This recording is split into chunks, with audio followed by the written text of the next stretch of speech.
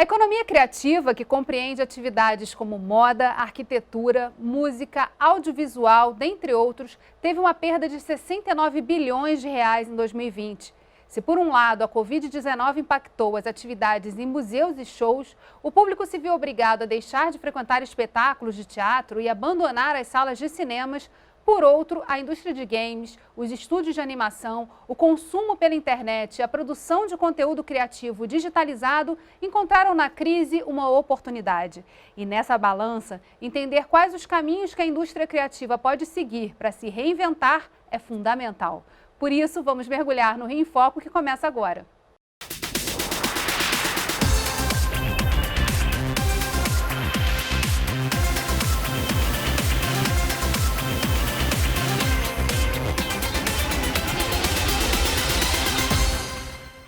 De acordo com dados da Firjan, o Rio de Janeiro tem um importante papel na indústria criativa brasileira. É o estado que tem a maior participação de empresas criativas no país, totalizando 25 mil. E também é o segundo maior empregador criativo nacional, com aproximadamente 89 mil profissionais formalmente empregados.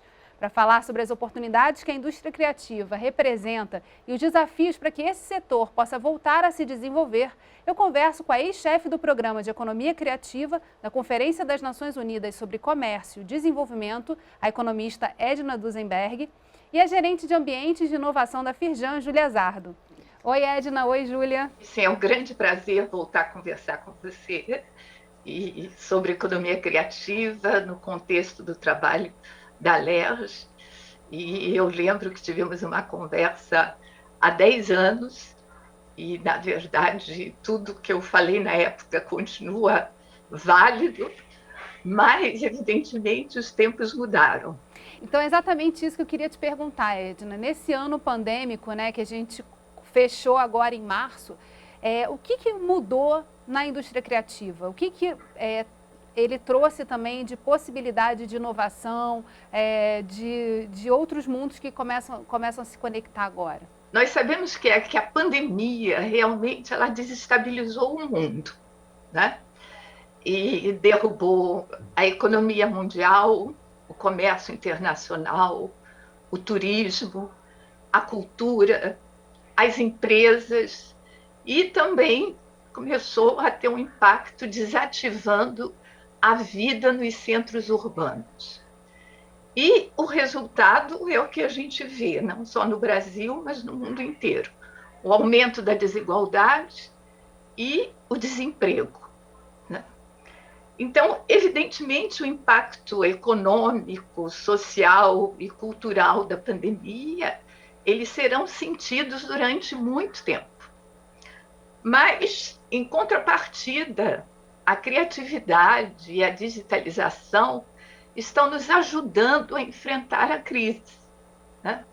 O chamado ecossistema criativo digital está cada vez mais presente no nosso cotidiano e tem contribuído para a mudança comportamental da sociedade. Estamos realmente vivenciando um momento de grandes transformações profundas, né? De repente, a gente passou da globalização ao isolamento, das conferências presenciais aos papos virtuais, como o nosso agora, né? Mas eu acho que nesse momento tão controverso, a cultura, a criatividade e a conectividade se tornaram como se fosse a espinha dorsal, né? Com 3 pontos que realmente unem as pessoas que estão fisicamente separadas, né? Ai de nós, se não houvesse cultura, se não tivéssemos música, livros, filmes, jogos, notícias, novelas, teria sido tudo muito mais difícil, né? Ai de nós se não tivéssemos conectividade. Como seria a comunicação, o trabalho em casa, as compras online, a educação à distância, a telemedicina, a entrega da comida a domicílio e por aí vai, né? Então, eu acho que, apesar dos pesares, políticas culturais de enfrentamento à pandemia estão sendo implementadas, mas, evidentemente, o setor cultural e as indústrias criativas, sem as atividades cotidianas, tiveram que se reinventar, né? E muitos artistas tiveram que buscar nichos no espaço digital. Alguns foram bem-sucedidos e conseguiram até expandir suas redes de audiência. Então, a economia e a sociedade tiveram que se adaptar, que inovar. Então, as experiências culturais da era digital, a meu ver, nós vimos aqui no Brasil duas tendências que eu acho que predominaram, não só no Brasil, mas no mundo inteiro. Uma a nível comportamental, que é a questão da solidariedade. E a nível cultural, os streamings, ou seja, as lives, né? E essas novas vertentes, elas possivelmente irão continuar dominando no futuro. Então, por exemplo, nós vimos a combinação do que foi chamada as lives solidárias aqui no Brasil. Eu vi um dado que me chamou muita atenção, e esse dado já deve ter sido aumentado, mas que no Brasil mais de 120 shows online arrecadaram 17,6 milhões em doações para combater o Covid nas comunidades pobres. Então, por exemplo, eu acho que essa mobilização dos artistas trouxe inovação e é uma forma de envolver celebridades juntamente com pessoas da sociedade civil para participar de causas sociais e culturais. Que são muito importantes, né? Eu queria, Júlia, que você falasse um pouquinho sobre o contexto do Estado do Rio de Janeiro. Eu falei ali na abertura, né, sobre a quantidade de empresas e empregos que a indústria criativa gera e, logicamente, que o impacto do fechamento das casas de show, de cinema e etc., também geraram um desemprego aí muito grande. Então, queria que você falasse um pouquinho do contexto do Rio de Janeiro, como é que está sendo, né, esse processo, como é que vocês estão observando essa transição e muito do que a Edna também falou aqui, né, do que está se abrindo aí de perspectivas de novos frontes e novos caminhos dentro da indústria criativa. Geisa, então, como você bem desenhou assim, o cenário, né, os impactos da pandemia foram enormes, não só para o setor criativo, né, para diversos setores que tiveram que se adaptar, passar por essa transformação digital, aí, por exemplo, que a Edna falava, passar por uma transformação de modelo de negócio. Mas antes mesmo desse período de pandemia, o Rio de Janeiro ele já não vinha numa situação confortável, né? A gente já vinha de crises políticas e institucionais, uma crise muito grande econômica, que geram uma crise social, e eu costumo falar que geram até uma crise de autoestima, né? De confiança do cidadão que mora no estado do Rio de Janeiro, que vive no estado do Rio de Janeiro, e de vários que estão fora hoje, justamente, né, porque a gente está experimentando aí nesse momento de tão importante, tão oportuno para a economia criativa, essa fuga de cérebros enorme, novamente, do Rio de Janeiro, né, para fora tanto do estado quanto propriamente do país. Então, assim, já não vinha numa situação simples. A gente tinha que voltar a crescer economicamente, né, voltar a empregar, e aí veio a pandemia e, como você falou, nos setores, em alguns setores da cultura foi muito difícil. A gente sabe que o nosso desemprego aumentou e o desemprego nos jovens, inclusive, aumentou ainda a taxas maiores. E a gente sabe, por exemplo, que a economia criativa emprega, por exemplo, muitos jovens, né? Os jovens ali de 15 a 29 anos, por exemplo. Então, assim, existem perspectivas? Existem. Por mais que a economia já não viesse bem, a gente tem uma mudança, né, no padrão de emprego da economia criativa, por exemplo, nos trabalhadores que trabalham com dados, trabalhadores digitais, programadores, designers, os analistas de dados, analistas de marketing, por exemplo, porque como a gente tem agora esse novo padrão de transformação, e todo mundo gera dados, e todo mundo consome esses dados. Enfim, as empresas precisam cada vez mais, não só de canais digitais para escoamento de seus produtos, mas elas precisam conhecer e saber trabalhar os dados desses clientes, desses mercados, essas oportunidades de negócio, desenvolvimento de novos produtos, novos serviços. Então, eu acho que assim, as atividades, e isso mostrou, né, a nossa última pesquisa da economia criativa da Firjan está disponível, mostrou esses dados que já vinham crescendo, já vinham mudando, e os trabalhadores que têm esse novo perfil, eles já vinham aumentando também. A gente, por exemplo, tinha uma pesquisa para fazer no ano de 2020 que a gente não fez porque a base de dados ela é bianual e a base de dados seria ainda pré-pandemia. Então, a gente esperou e vai fazer esse ano, a pesquisa esse ano, em 2021, com dados já de pandemia, para entender aí dessa crise toda que houve, como o Geisa colocou no início, pelo menos os games, a produção de audiovisual, todos os filmes em todas as plataformas de streaming e lives foram consumidas, então é um canal aí interessante para a gente trabalhar sim. E é um tema que eu quero abordar e explorar no próximo bloco, né? Porque a gente está falando também de uma mudança no que é a visão de trabalho, né? E renda. Como é que essas coisas estão no mundo digital se configurando de outras formas. E vocês não saiam daí, daqui a pouquinho eu volto. Rio em Foco aqui, política e economia caminham juntas.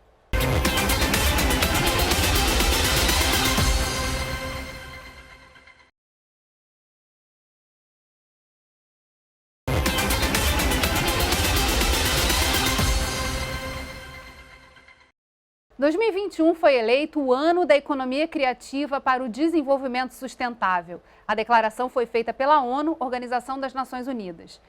Conectando essa questão da economia criativa com o desenvolvimento sustentável, a gente também está na década da entrega, né, da chegada aí à Agenda 2030, é a década da ação nessa questão da desenvolvimento sustentável. Como é que a gente pode trabalhar essa conexão? Aonde a gente consegue encontrar esses ganchos e essas pontes acontecendo?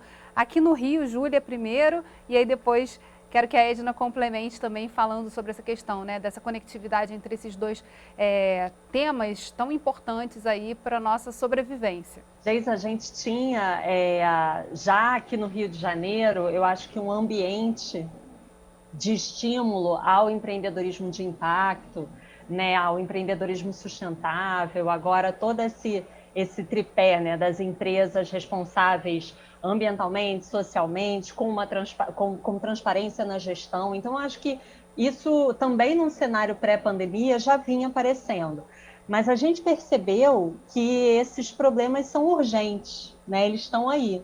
E eles começaram a ser valorados dentro das empresas, né? Então, agora, diversos fundos de investimento, por exemplo, avaliam a responsabilidade dessas empresas. Então, assim, não tem mais como fugir. Acho que tanto empresas pequenas, grandes, através, por exemplo, de diversos selos que garantem, né, esse trabalho responsável, que mostram o caminho que aquela empresa está seguindo, até grandes empresas que querem esse investimento e querem esse investimento dos fundos de impacto, elas já perceberam que o perfil de consumo, o consumidor mudou, a pessoa que vai usar, o seu usuário mudou, e ele quer empresas mais responsáveis, com menos pegada de carbono, mais sustentáveis. Então, assim, eu acho que isso era uma realidade que já vinha acontecendo, e nesse contexto, a política pública tem que andar muito junto, né, com as empresas, porque a gente não pode, nessa situação que a gente já se encontra super difícil de geração e manutenção mesmo dos empregos, a gente criar desafios mais difíceis para essas empresas que estão aí. Então, o que é viável a gente fazer, né? Como é que a gente pode conversar e chegar num caminho conjunto de sustentabilidade, de responsabilidade e de viabilidade, né? A gente tem que, eu acho que conseguir pavimentar um caminho de transformação do perfil das empresas e até né, dos governos, poder executivo e tal, também sendo cobrado cada vez mais por transparência nos seus dados, enfim. Então, como é que a gente pavimenta um caminho aí conjunto com políticas públicas que deem conta da transformação que o cidadão quer, mas de forma viável para essas empresas, né? Acho que esse é um desafio enorme que já vinha pré-pandemia, mas agora a gente está se ocupando do que é urgente, do que é importante, de fato. Eu acho que nesse contexto do que é urgente e importante, as redes, por exemplo, elas se dão de forma mais fácil até. A confiança, ela aparece de novo e a gente trabalha para tal da visão compartilhada de futuro, né? Entre as instituições, entre as pessoas, que é fundamental. E que é um pouco a natureza, na verdade, quando você fala de economia criativa, a atuação em rede, ela já ajuda a pavimentar esse caminho de fortalecimento desses negócios. A Edna citou, né, Edna, essa questão das lives solidárias, o quanto também os artistas e personalidades colocaram também a sua chancela ali para viabilizar uma ação rápida que precisava ser também da sociedade para com as pessoas que estavam em situação de vulnerabilidade, né, maior, porque acho que todos nos sentimos vulneráveis nesse momento aí de pandemia.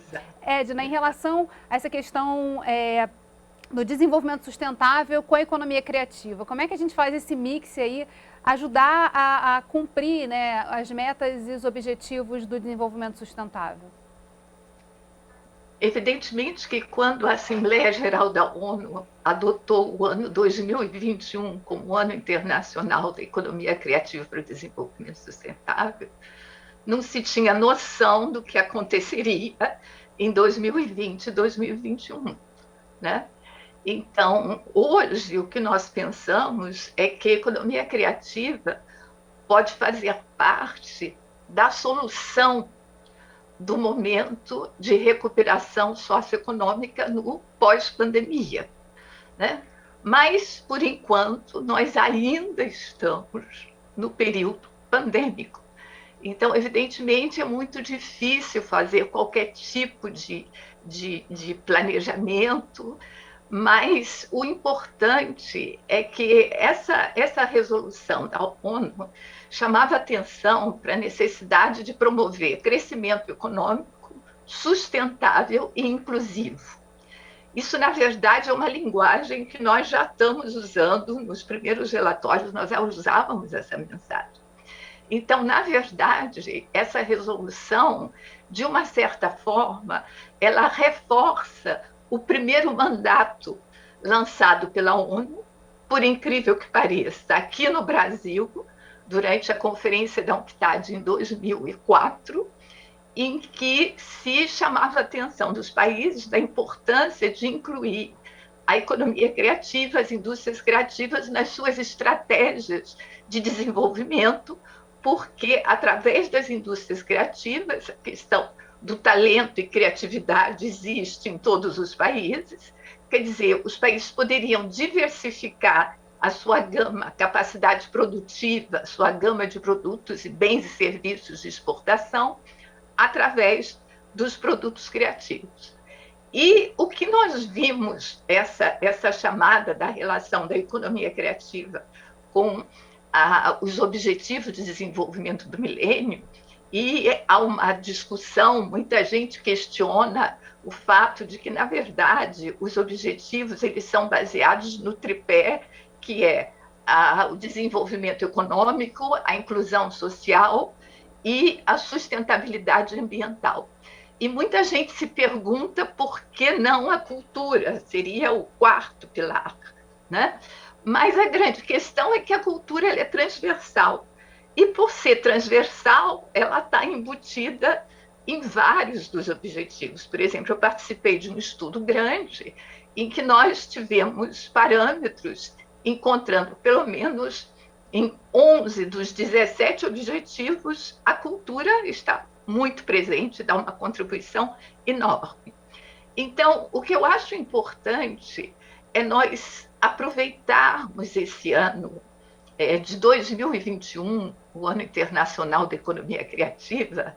A intenção foi trazer de novo para a pauta política econômica o tema da economia criativa.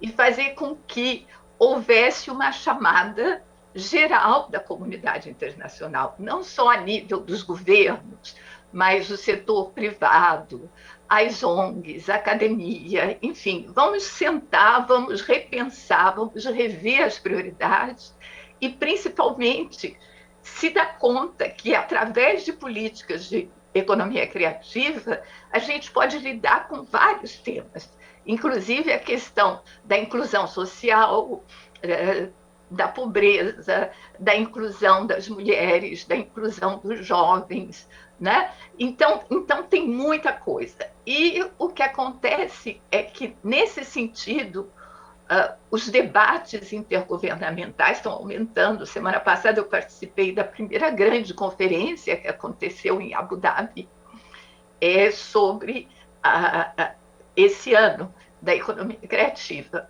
E o que se vê é que o assunto, depois de tanto se falar, pela primeira vez vai estar na pauta da reunião ministerial do G20, né? O assunto está na pauta da OCDE, e que o Brasil tem grandes ambições de se juntar ao grupo da OCDE. O tema está na reunião ministerial da ASEAN, que é o grupo da ASEAN, similar ao Mercosul, da União Europeia. Então, realmente, seria importante aproveitar esse momento para se falar mais da economia criativa, para se tentar repensar alguns problemas que não foram resolvidos, que continuam na pauta, e anexar as novidades.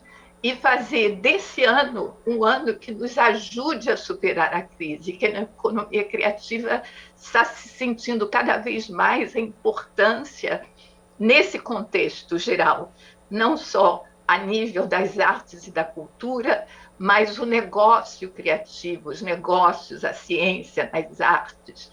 Enfim, eu acho que esse ano vai nos ajudar muito a repensar a economia criativa, e nós vimos, inclusive eu estava aqui no Brasil no momento das últimas eleições, né, que tivemos no final do ano, as eleições municipais, e eu vi que não só no Rio de Janeiro, mas em muitas cidades, a economia criativa fez parte.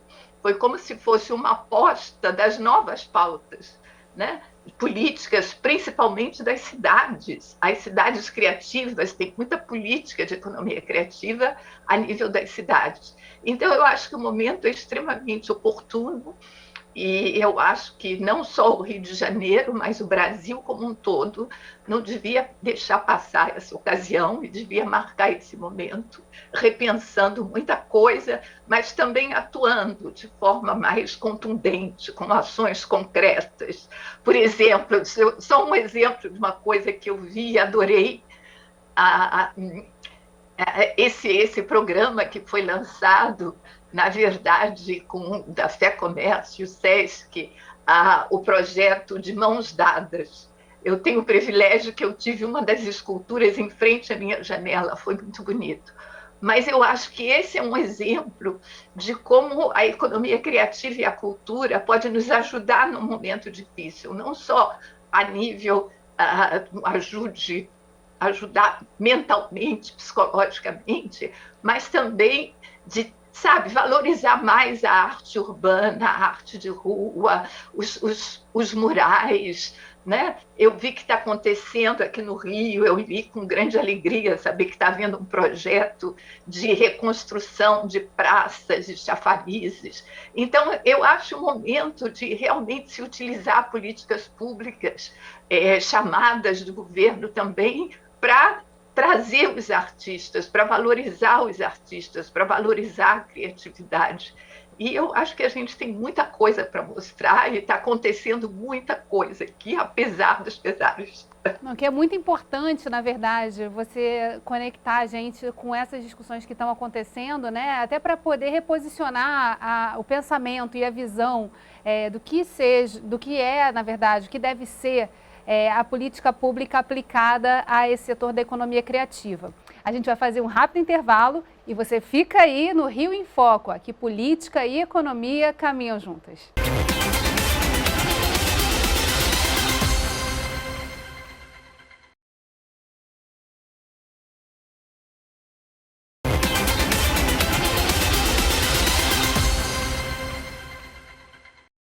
Rio em Foco está de volta com a economista e ex-chefe do Programa de Economia Criativa da Conferência das Nações Unidas sobre Comércio e Desenvolvimento, Edna Duzenberg, e a gerente de Ambientes de Inovação da Firjan, Júlia Zardo. Júlia, eu queria que você falasse um pouquinho para a gente sobre as atividades da Casa Firjan. Esse ano de pandemia, muita coisa fechou. Mas o fato das discussões já acontecerem num formato digital, aberto, ajudou também a manter o debate acontecendo. Queria que você falasse como é que está a situação hoje. Exatamente. Geis, a gente teve uma disseminação enorme do que já era tema, né, das nossas discussões na casa. Então, a casa ela nasceu com esse objetivo de conectar o futuro, os sinais fortes, os sinais fracos, à realidade das empresas hoje, como é que elas estão vendo o que está vindo por aí para se transformar, para mudar modelo de negócio, como a gente falava, o consumidor está mudando, as empresas precisam mudar. E nesse ano de pandemia, a gente viu que isso ficou óbvio, né? Estava dado, elas precisavam mudar para sobreviver. E a plataforma de conteúdo da Casa Firjan, ela tem todas essas discussões, essas palestras, cursos, mais de curta duração, de longa duração, integrados no portfólio do IEL, né, de formação de líderes, e do SESI, do Senai, abertos aí para a população. A gente tem hoje na casa, eu acho que 2 programas que fazem muito sentido para o que vem por aí, né? Assim, mais um ano de desafio econômico e desafio de reconstrução, podendo, como a Edna falou, já lançar mão da economia criativa, né, como um vetor de nova economia para o desenvolvimento do Estado, né? A gente não tem como negar que a economia criativa é um setor forte no Rio de Janeiro. A gente sabe que a gente precisa agora talvez de algumas ações do hoje, emergenciais, como em qualquer outro setor, de desburocratização, questões ligadas a incentivo, a tributação, enfim, há essa discussão que é a pauta das empresas, de muitos setores, mas há também uma discussão, acho que, do futuro, né? Como é que a gente se posiciona em relação a esse novo trabalhador, o trabalhador dos dados, como é que a gente se posiciona em relação a uma democratização dos meios de produção que tem que ser muito maior, né? Os jovens hoje, eles não consomem mais passivamente os produtos audiovisuais, eles são produtores. A gente já viu aí diversos concursos, diversas iniciativas de games que a gente tem crianças de 9, 12 anos que participam, né? E a arma é um celular na mão. Então, é uma ideia nova, é a releitura, né? Uma ideia na cabeça e o celular na mão, fazendo com que eles ocupem esse papel cada vez mais proativo. E esse trabalhador, ele conhece a lógica da programação, ele conhece a lógica do jogo, né? Então, a gente pode usar isso na sua formação profissional. E aí, nessa linha, eu acho que a economia criativa e a capacitação profissional, a formação do jovem andam muito juntas. E aí tem 2 programas muito interessantes. Um é do Laboratório de Tendências, a gente já faz os aquários, que são essas palestras semanais toda terça-feira à noite na plataforma de conteúdo aberta. E aí a gente vai fazer agora os aquários regionais, porque a gente tem especificidades regionais que a gente precisa se conectar, né? Tanto de setor quanto de característica, vocação, por exemplo, do Vale do Café para a economia criativa. Enfim, a gente tem agora essas discussões de tendências e sinais de futuro regionalizadas para 2021, e um outro programa que é o Pensa Rio, que está acontecendo desde o início do ano com esse objetivo, colocar as instituições, os pensadores, os pesquisadores, universitários, alunos, empresas, sociedade civil, organizada ou não, todo mundo para pensar junto, né? Pensar o Rio.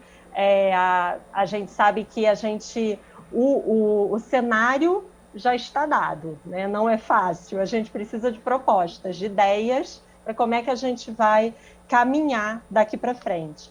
Então, acho que esses são alguns dos novos projetos da Casa Firjan agora para esse ano de 2021.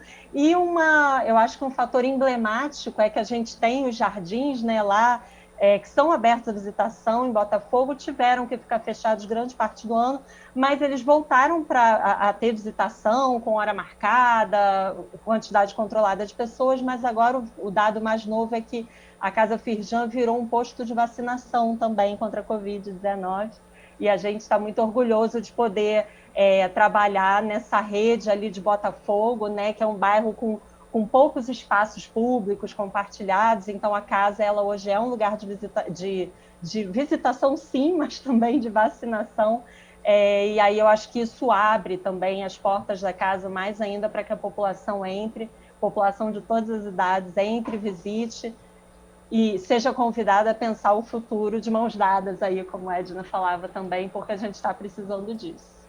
Uma coisa muito interessante, né? Eu acho que seu trabalho ficou mais fácil, de certa forma, porque se em 2019 a gente falava de algumas coisas como tendência, como algo que ia acontecer, mas a gente não conseguia projetar exatamente quando, 2020 foi o ano que a gente teve que colocar tudo que era futuro no presente, né? As conexões, o uso das plataformas digitais para se comunicar, para se movimentar, para ter acesso a coisas que pareciam simples, como fazer uma compra, né? A gente tem falado um pouco disso, tentado retratar também essas transições. Eu acho que ficou mais fácil para as pessoas entenderem na pele assim, a necessidade de trazer esse futuro mais para perto, né? De experimentar ele no presente logo, fazer acontecer. A Edna, você falou uma coisa muito importante, interessante aqui, que é a questão do papel das cidades na economia criativa, né? Na disseminação, eu acho que impulsionar esse tema como algo que pode ajudá-las também na sua recuperação econômica, nesse novo momento que a gente vai precisar construir no pós-pandemia, que derrubou por terra muitas coisas, mas também abriu novos olhares para coisas que estavam escondidinhas ali, sendo testadas em pequenos laboratórios e que, de uma certa forma, tiveram que ir a campo e expandir aí o uso muito rapidamente. Eu queria que você falasse um pouquinho mais sobre isso, a gente já está caminhando aí para o final do nosso programa, mas que você deixasse também essa perspectiva, né, do papel das políticas públicas e principalmente desse olhar que as cidades podem ajudar a promover ao se virar para a economia criativa como um ponto aí de resgate do desenvolvimento econômico. Eu acho a economia criativa, na verdade, quando a gente pensa a economia criativa como um todo, né, além das artes e da cultura, emprega, nos últimos dados, praticamente 40 milhões de pessoas no mundo, né, e realmente é o setor que cresce mais rapidamente. Então, hoje em dia, o mundo todo está olhando para a sua própria economia criativa. Então, o que acontece? É um momento em que, a nível internacional, evidentemente, talento e criatividade, eles existem, mas a gente tem que sempre almejar produtos de excelência, porque, apesar de cada produto ser único, né, é a diferença dos produtos criativos e os outros produtos industrializados ou commodities, que são os mesmos, eles têm um diferencial. E esse diferencial, ele é fruto de muita coisa. As pessoas precisam de aprendizado constante, né? Hoje em dia, quando a gente fala na formação, não é uma formação dinâmica, que ela continua. Eu hoje vou ser mais um pouquinho, porque estou aprendendo o que vocês estão me falando, né? Então, cada dia a gente vai se acrescentando. Eu acho isso muito importante para os jovens, como a Júlia falou. É um setor que atrai muitos jovens. E eu acho que está acontecendo muita coisa nesse contexto do ano. Por exemplo, uma conversa que está acontecendo muito nos Estados Unidos e na Europa é o chamado atrair o investimento de impacto para a economia criativa. Isso que quer dizer? Quer dizer a criação de fundos específicos para fomentar as indústrias criativas. E isso é uma conversa que a gente vem tendo já há muitos anos, né? Eu tive essa conversa com o Banco Interamericano de Desenvolvimento, mas, por exemplo, talvez fosse o momento da gente aproveitar esse momento e voltar a conversar no Brasil com o BNDES, né? com os bancos regionais, com o Banco do Nordeste, enfim, repensar um pouco a questão de que nesse momento, porque a situação vai ser muito difícil, né? Essa pandemia está se alastrando de uma forma que a gente não esperava. Então, realmente vai haver uma grande corrida para investimento, para capitais. A gente vai ter que priorizar, principalmente num país como o nosso, que tudo é prioridade, né? Então, nós precisamos atrair investimentos, capacitação, precisamos reforçar os mecanismos de financiamento. Mas, por outro lado, é muito interessante o que nós vimos durante a pandemia, que foi esse grande apelo à filantropia, a doações, né? A participação, inclusive eu, como pessoa física, como sociedade civil, eu fiquei muito contente de poder participar um pouco, por exemplo, um papel que eu acho extremamente importante é se repensar o papel dos museus no contexto atual, né? E aqui no Rio, eu acho que está sendo feito um trabalho maravilhoso. Se você vê o trabalho do Mar, no MAN, no Museu do Amanhã, no Museu do Pontal, né? Então, são museus que passam a ser muito mais que museu. E eu acho que a questão da pandemia ela foi muito importante, a questão do acesso, porque muitas pessoas que não tinham acesso à cultura, muitas pessoas que jamais tinham assistido uma ópera, muitas pessoas que jamais tinham visitado um museu no exterior, elas hoje, através do acesso do conteúdo cultural, houve uma certa democratização. E isso é muito importante, porque a gente democratiza mais o sistema e faz com que a gente tenha esse feedback e realmente atenda esse conceito primordial da economia criativa, que é ser participativa, ser flexível, ser aberta. Não é de cima para baixo, nem de baixo para cima. Ela se encontra no meio. Isso que você falou é fundamental.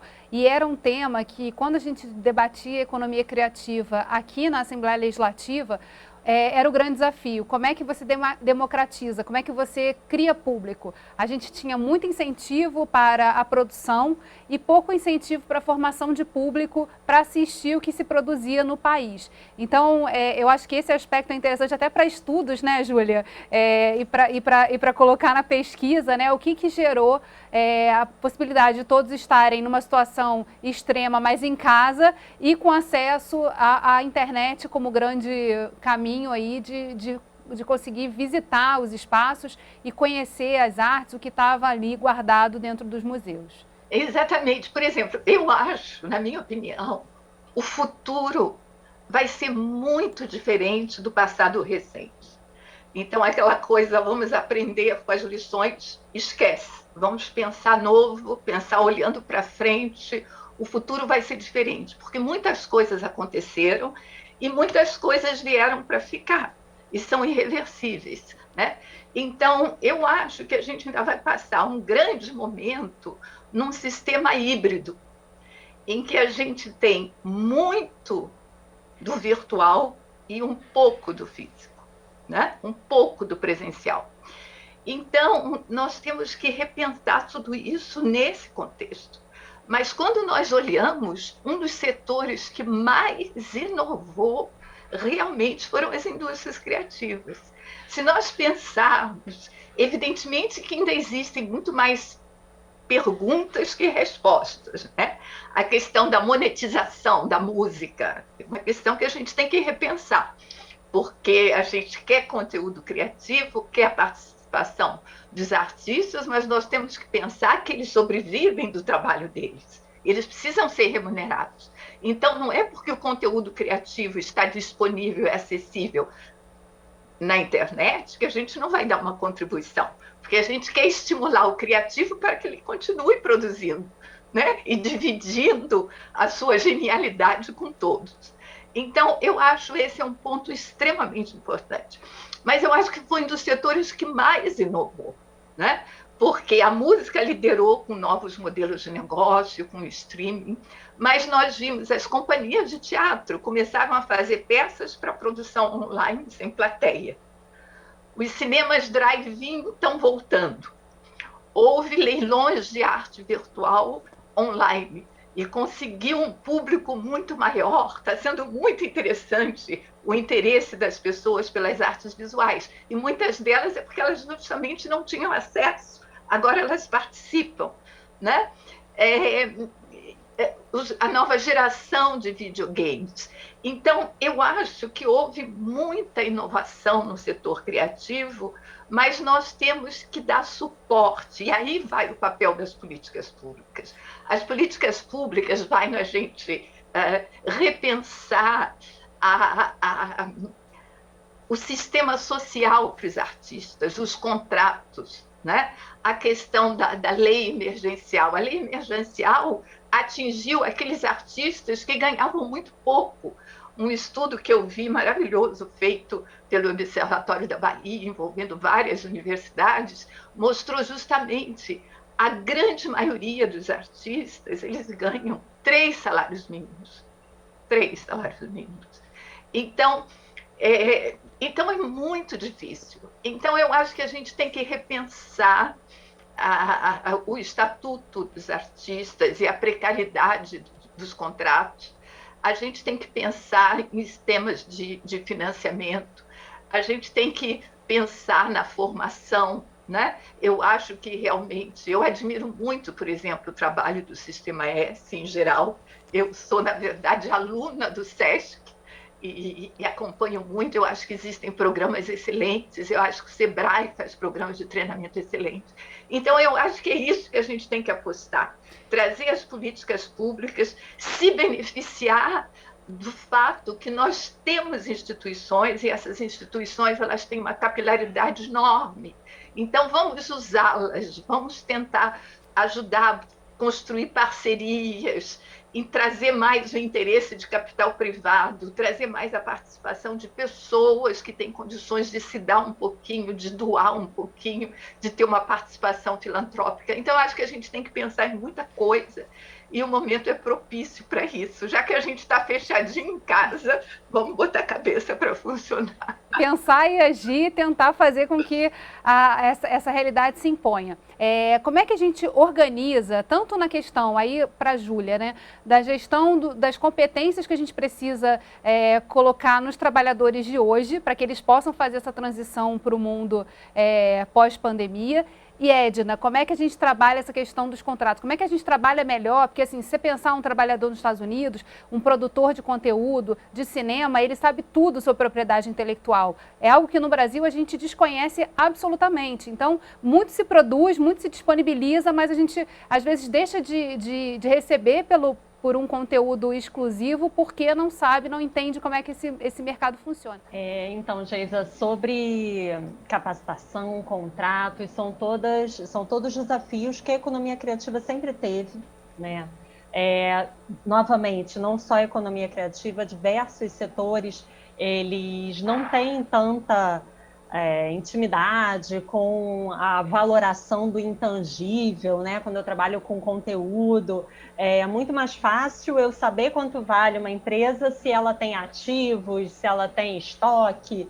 Quando é uma empresa do conhecimento, fica muito mais difícil a gente conseguir valorar, né? E até para o empreendedor conseguir, a gente brinca, né, encaixotar o seu conhecimento em produtos e serviços, a colocar o preço, né, você conseguir comunicar isso tudo. Então, assim, é uma trajetória, o trabalhador do conhecimento, o trabalhador do intangível, ele tem essa trajetória mais difícil. Ao mesmo tempo, é muito interessante porque essa capacitação, essa capacitação necessária agora, né, das novas tecnologias de informação, de comunicação, ela é uma competência muito criativa que agora está disseminada. Todo mundo precisa. Aquele sujeito que tinha o estoque tangível, ele precisa das competências do conhecimento agora, ele precisa estar nas redes sociais, ele precisa entender como é que ele transmite o seu propósito, o seu valor, como é que ele vai trabalhar a sua marca. Então, acho que assim, se inaugurou aí uma frente de pensamento, de posicionamento de mercado, mesmo para os empreendimentos mais tradicionais, os empreendimentos mais tradicionais, eles estavam submetidos a uma cadeia de consumo, né? Eles produziam, muitas vezes eles não tinham nenhuma interface com o seu cliente final, eles iam lá para o intermediário, eles eram distribuídos por um terceiro e eles iam para um ponto de venda fazer a conexão com o seu cliente no final da cadeia. Isso na cultura a gente já via muito diferente, né? O sujeito hoje, já há algum tempo, ele consegue filmar, mas ele não, ele consegue gravar, mas ele tem acesso direto ao seu cliente final. Então ele muitas vezes passa esse intermediário, né? Então, assim, eu acho que hoje essa realidade, ela é uma realidade para todo mundo. O sujeito consegue gravar de casa e distribuir, e com isso ele tem contato com o consumidor, e esse consumidor ele impacta diretamente, novamente, né? Ele dá um feedback e consegue impactar no produto, enfim, que ele pode refazer, que ele pode fazer melhor, versão 2.0. Então, assim, acho que é uma via de mão dupla. O trabalhador do conhecimento, ele já conhece as suas dificuldades, as suas necessidades de capacitação, e ele precisa, e ele agora tem uma oportunidade de estar, né, como serviço agregado numa área muito mais ampla, eu acho, de outros setores econômicos. Ele vira, na verdade, um ativo para os outros setores econômicos, inclusive podendo trabalhar para esses setores justamente nessa conexão mais próxima com o público, né? Exatamente. O chamado prosumer, que é a combinação de produtor e consumidor. Então, ele é prosumer, porque ele faz as duas coisas ao mesmo tempo. Quer dizer, ele hoje, ele não só ele consome conteúdo digital, mas ele produz conteúdo digital também. Então, essa dicotomia que, na verdade, coexiste hoje, né? Mas, realmente, elaborando um pouco mais no que disse a Júlia e nessa questão, o que eu falei anteriormente, eu acho que a gente vai conviver, mas eu acho que nós tínhamos que olhar as questões que não foram ainda resolvidas, né, como a questão da legislação dos direitos autorais, a questão da monetização do conteúdo criativo, a questão do acesso à distribuição de conteúdos digitalizados, o que está cada vez mais difícil, né? Porque se antes já existiam as grandes e as micros, não tinham meio, hoje em dia tem só as gigantes, né? Se você está na música, você tem que estar com o Spotify. Se você está no conteúdo, tem que estar com o Google. Então, como é que a gente pode sobreviver nesse espaço que, na verdade, existe uma grande distância para que você realmente participe ativamente desses canais de distribuição de conteúdo? Então, eu acho que a gente tem que olhar para os problemas que já existiam e tentar repensar soluções atuais, e, por outro lado, incorporar todas as questões contemporâneas, né? Que são a questão do impacto do 5G, da inteligência artificial, da robótica, como é que tudo isso influencia a criatividade, como é que tudo isso pode realmente favorecer a inovação, qual vai ser o futuro do trabalho. Então, são questões, qual vai ser a nova... Me preocupa muito repensar a vida das cidades. Porque, por exemplo, muita gente teve a opção de escolher nesse período de isolamento. E muitas pessoas escolheram sair dos grandes centros urbanos e voltar a viver em cidadezinhas. Eu, por exemplo, dividi um pouco o meu tempo entre estar aqui no Rio e estar numa cidadezinha pequena, onde eu fico muito tempo. Então, eu acho que como é que a gente vai ter essa relação entre os grandes centros urbanos e as pequenas municipalidades, né? As pequenas cidades, que elas ficaram muito atrativas. O fato da gente estar trabalhando em casa, o que vai acontecer com esses grandes edifícios, esses elefantes brancos, né? Então, será que a gente pode trazer a questão da habitação no Brasil, que é um grande problema, e tentar ver como é que a gente realinha tudo isso? Então, eu acho que tem tanta coisa que a gente vai ter que pensar em termos do novo dinamismo da vida urbana, no sentido das grandes casas de espetáculo, como é que elas vão sobreviver? Será que a gente vai passar muito tempo nessa história? E algumas delas já não conseguiram sobreviver, se a gente tem vontade de recuperar. Eu acho que nesse contexto extremamente difícil e dramático que nós vivemos, eu acho que a economia criativa saiu ganhando. Mesmo se os artistas e os profissionais criativos, como todos nós, estamos passando por um momento difícil, mas eu acho que se a gente tiver uma visão de longo prazo, eu acho que a gente vai conseguir, como é que se diz, elaborar nos problemas que nós enfrentamos e encontrar novas soluções. E esses enormes desafios não são só desafios do Brasil, são desafios do mundo inteiro. Então, eu acho que agora a gente tem que unir esforços, unir as mentes criativas na busca de solução e de dias melhores. Então, foi um prazer enorme estar aqui com vocês, compartilhando ideias. Edna, muito obrigada por você ter aceitado o convite de estar aqui com a gente. Júlia, de trazer tantas reflexões. Eu acho que se a gente tinha também as pessoas reunidas pensando em alguns lugares e a gente tocando o barco, agora eu acho que todos nós estamos sendo obrigados também a pensar que futuro é esse, o que a gente vai precisar redesenhar nesse novo momento que a gente espera que a gente consiga vislumbrar de forma em breve, né, no pós-pandemia.